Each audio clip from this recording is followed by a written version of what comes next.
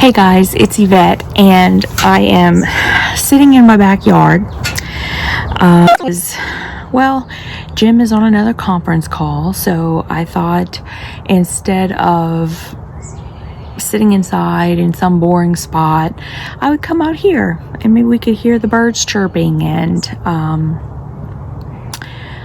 yeah, it's a little bit chilly out, but actually in a good way. I got home and I thought, I'm gonna because Jim was on a conference call. It's so different. Sorry. As I know I've said so many times before, being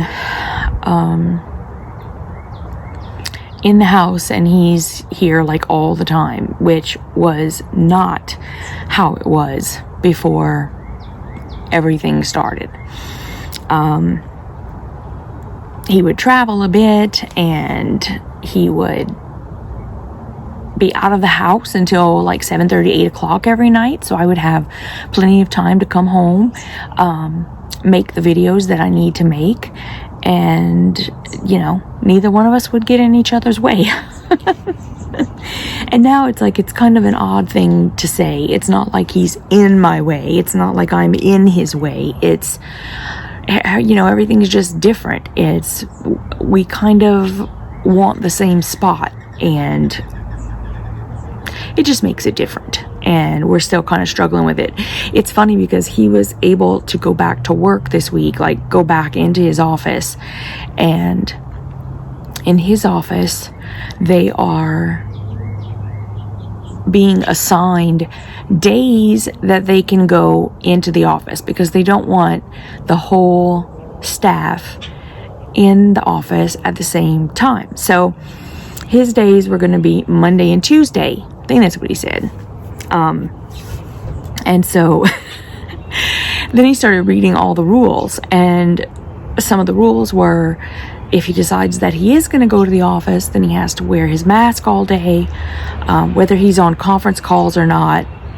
And he can't use the kitchen, and there were just a lot of limitations. And since he doesn't have to be in the office to work, he just decided he was just going to keep staying here. And I mean, a huge part of me doesn't blame him, because especially if he's got the choice, then there's it's very difficult. Let's put it this way. I completely understand the difficulties that maybe nurses and doctors have, although they don't have to wear the face masks all day. I get it. It can be kind of, for those of us who aren't used to it, it can be a little limiting. I know that personally. There's a little kitty who comes and wants to get fed. I don't know her name. She doesn't have a collar. I'm just calling it a her. Hi, sweetheart. She wants me to feed her, so I'm gonna feed her and I'll be right back, okay? Okay, I'm back. Let me see if I can show her to you guys. Sorry if the camera's a little jerky. Let me turn the camera around.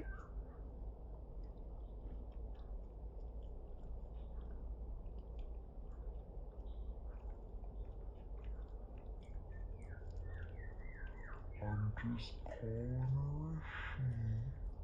I don't know who she is. But she comes once or twice a week to get some dinner.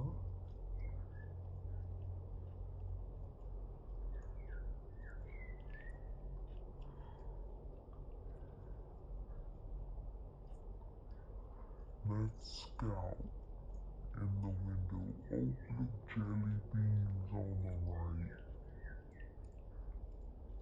And Smudgy is next to him. Okay. So, a couple things I can talk about. Hi, Jellybean. He's like, I don't understand why you're out there, Mom. So anyway, those are the things going on with Jim, and the reason why he's still here working at home. And so I came home and I took a nap. I need to stop taking these naps. I know what you guys are saying, that I need the naps, and it's true. I know that I do, but I also have a lot of work to do, and I'm trying to kind of balance it out. I'm also trying to, regardless of whether Jim is working or not, go upstairs and get my work done. Because otherwise I'm just going to get behind, and that's not going to be fun either. I do work well under pressure. I don't want that much pressure, though. I do need to have like some things that are being done, and so I will do that. Last night, so I don't know, I also told you guys last week, I think, that Jim's on Nutrisystem. Now, he decided to do it, and so I'm fully supporting him. But in the meantime, while he has, all of his meals planned for him, I now have to figure out what I'm going to do on my own, which is kind of what we always did anyway. But I wanted to sort of maybe just take like one night a week where I would cook something and then eat that for the rest of the week. That way I wouldn't have to think about it. It's all done. And Jim doesn't have to like smell me cooking every night, and he wants, anyways, plus it's just easier. And I'm not one of those people who, I really don't need to have a big elaborate meal all the time. I can eat the same thing every day and it really doesn't matter to me. Really don't live like on a busy street or anything, so I don't know why that's so loud. But anyway, I decided last night that I was going to make a Cajun meatball stew, which I haven't made in a while, because while Jim will eat it, it's not one of his favorite things. So I told him, I'm like, I'm going to make Cajun meatball stew. I'm like, do you remember the last time I made that? And he goes, well, not really. I'm like, well, you didn't really like it. So I said, hopefully I can make this and it won't, make you like jealous that I'm eating it or whatever. And he's like, whatever, he's a dude. So, oh my goodness, you guys. All right. So basically I followed a recipe, but if you're from South, you know that you don't really follow things like exactly, unless you're baking, because then you do need to follow exactly. And so it's basically, I know it started with 3/4 cup of vegetable oil and a cup of flour. Now, granted, listen, this is making food for like a whole week. And for me, it's going to be like lunch and dinner.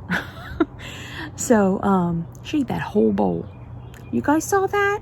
She ate all her food. So you combine that, and I have a Le Creuset Dutch oven, and so you put that in the Dutch oven. Well, you put the oil in, you get it hot, then you get your put your oil in, and then you have to stir. So I'm making a roux basically, and you keep it on like medium high heat approximately, and there's no timetable. You have to just keep stirring it. You have to stir it. You can't not stir it. You have to stir it the whole time until it's done. And you want to get that mixture up to a dark chocolate kind of color, or even a medium chocolate, depending on, if your arm is killing you and it's medium chocolate, you're probably fine. But you definitely don't want to burn it, so you have to keep it moving. And if you think it's going too fast, you just turn your fire down just a little bit. In my opinion, this is not something you can do very well over an electric stove unless you are like a miracle worker. Just my opinion. Anyway, so I made my roux, and then I put beef broth in it instead of just water, which you can do. Just water is fine, but I did beef broth. And you want to basically they're just telling you, just fill up your pot to like 2/3 full. What does that really mean? See, that's how we cook down south. So I just bought like 2 big containers of beef broth and put both of them in. And then I stirred it until it came up to a boil. And then you turn it down and simmer. Now, while that's cooking, which, now you see, okay, here's where I missed a whole bunch of stuff, because y'all know I don't eat vegetables. But I will eat Vidalia onions. However, when I went to the store, there were no Vidalia onions. So I just decided, you know what? It's just for me. It's not gonna make one bit of difference to me. So if you were gonna add, somebody's barbecuing. Oh my goodness, it smells so good. Okay. So if you were gonna add the Holy Trinity, as we call it down south in Louisiana, then you would have cut up an onion and some bell pepper and some celery, and you throw that all in there and you cook it down until your onions are translucent, right? And you chop them up really good. You don't want them like big old chunks, in my opinion. So then once you've cooked your onion in there, onion, bell pepper, celery, which personally, guys, celery is like pointless. Hello, can I get an amen on that one? Anyway, so you put all that in there, and then you put your beef broth or your water, whatever you're going to put in there. Okay, so then you bring that to a boil, turn it down to simmer, let it sit. Now you're making your meatballs.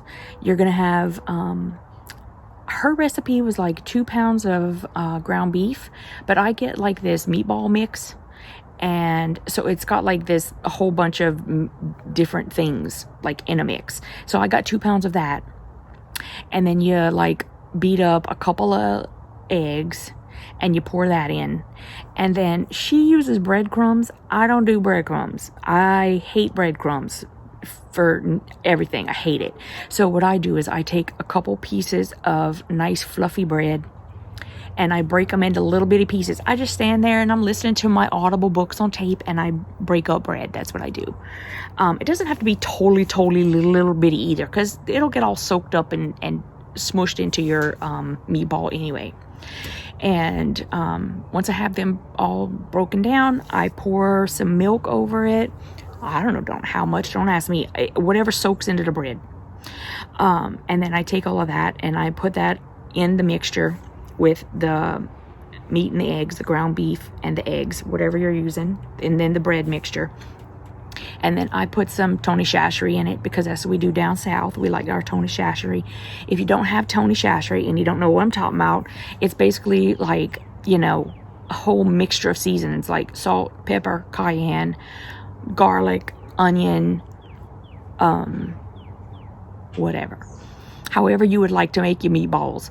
Then you just make up your meatballs, but don't over mix it. Right? Like the more you play with it, the tougher the meat's gonna get. So as soon as it just seems like it's mixed, start making your meatballs. And don't overpack your meatballs either. Just loosely get them in there just so that they're holding together. And then you go over and you start dropping them in your stew. Right? And as you make them, just drop them in a stew. Drop them in a stew. Probably you're gonna, get them to where they're all in there and they're covered with stew. Do not stir them. It's on low. Just put the cover on. Leave it for 20 minutes. Okay?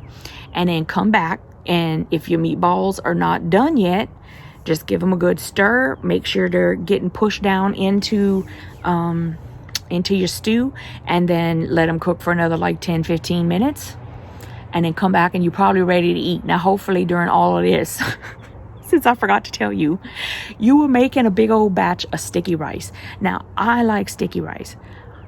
Everybody down south is probably down there going, oh my goodness, you're supposed to be making that long grain rice. Nope, not for me. I like sticky rice. So I'll either buy sushi rice or I buy arboreto rice, which they use to make risotto. And that's what I like. That's the rice I like.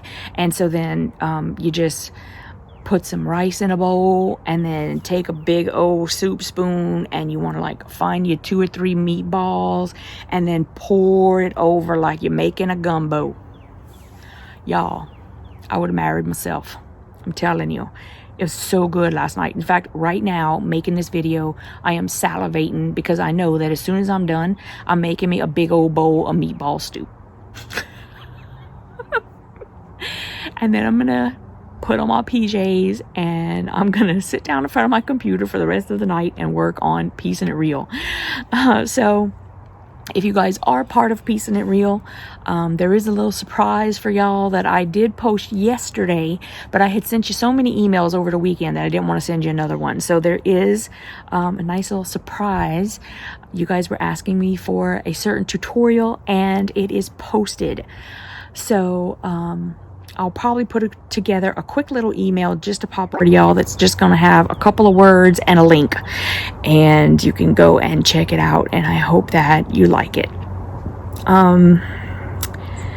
As for the rest of the week, I'm going to be doing lots more work on Piecing It Real. Coming up at least with some ideas of what I want to go in. Making up some more things to put in the membership. For you guys to enjoy, hopefully. And let's see, I do still have that Cotton Cuts I need to open, my Cotton Cuts Classic. I was going to do that tonight, and then I got home and I couldn't go upstairs. Or I couldn't make a video with Jim on a conference call. Do you know what I mean? It would have just been too weird. And then I fell asleep, and then here I am, dreaming about meatball stew. So, oh my goodness, Scout is out there. He's looking at me again. He's like, why are you out there? I don't get it. I'm so confused, Mom. Oh my goodness. Okay, y'all. All I can do is smell barbecue out here. So I am going inside so I can have me some dinner. I hope you have a lovely, lovely week. I know there's been a little bit less on YouTube lately. I apologize for that. I have been very, very busy, and I can't wait until I can get things more evened out, right? So that I'm doing more of what I need to be doing to like keep up with both sides of everything. And anyway, thank you for watching this video. Please make sure that you're subscribed, and I will see you in the next video. Mwah.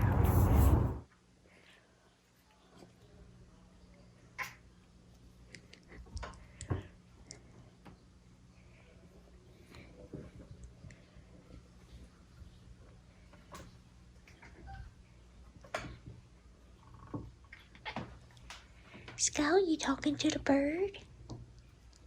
Yeah, you talking to him? That's a blue jay out there. Oh, yeah. Who's up there, buddy? Get a little tail going. Smudgy and Scout. They look almost the same now.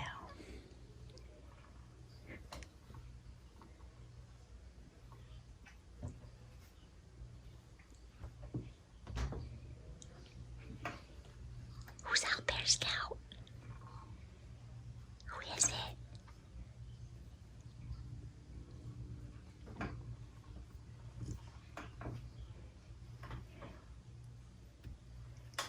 Ooh. Oh, look, he knocked over that little dog again. That's okay.